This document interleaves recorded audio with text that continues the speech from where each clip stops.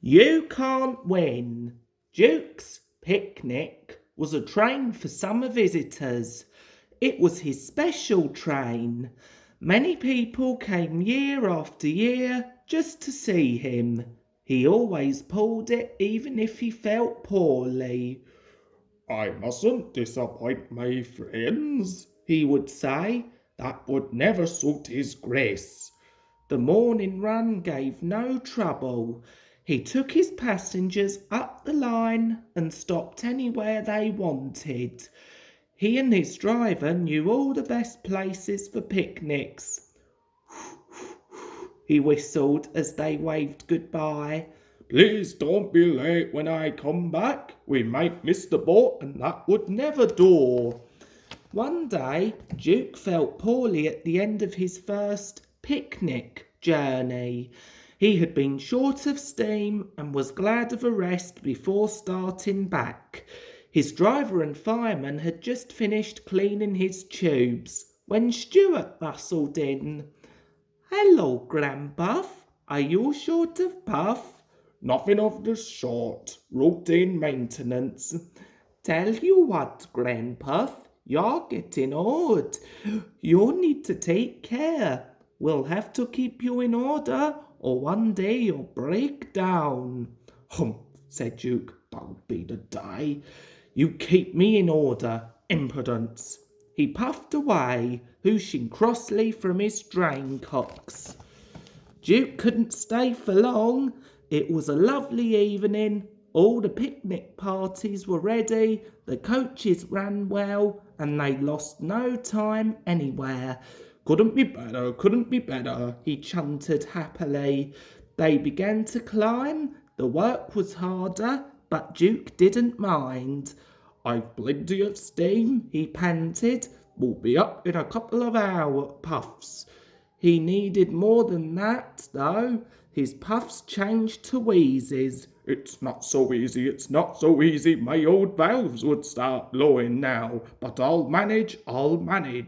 But the leaks became worse, and soon he was whooshing hoarsely with escaping steam. Duke's driver examined him carefully at the next station while the guard went to telephone. Anxious passengers gathered round. 2 engines are coming, the guard reported. With luck, we'll all be away in 15 minutes. You'll easily catch a boat. Falcon buffered up in front. Poor old Grandpuff, he hooshed importantly. What a shame you've broken down. This is the day, whistled Stuart cheekily. He was coupled on behind. Are you ready? Whistled Falcon. Yes, I am, replied Stuart, and away they went. Falcon had left his train at the middle station. Arrived there, the cavalcade split up. Falcon went down to the port with Duke's picnic, while Stuart headed Falcon's train with Duke coupled behind. Stuart was excited. Fancy me rescuing Grandpuff. This is the day, he chortled gleefully. Poor Grandpuff, he thought. He's much too old. We'll have to keep him in order now. Kindly but firmly, that's it.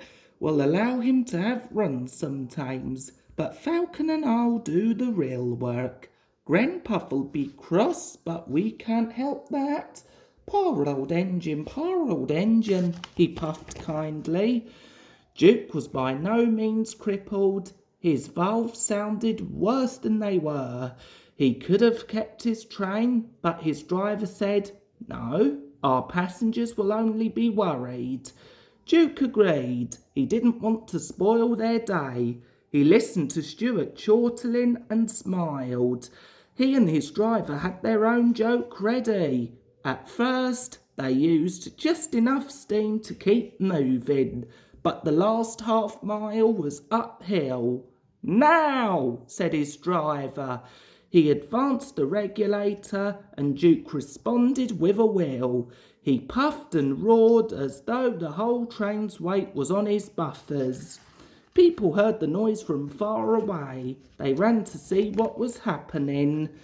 At the workstation, Duke uncoupled and went along the loop to the water tank. A boy on the platform asked, "Why were there two engines on this train, Daddy? It's most unusual." "It is," said his father, "but today was different. Stuart broke down, you see, and they had to call Duke out to help him. Duke had a hard job, too, by the sound of it." "Well, for crying out loud!" exclaimed Stuart. He vanished in a cloud of steam. Duke wheezed alongside. "Poor old engine," he chuckled. "It's no good, Stuart. You can't win."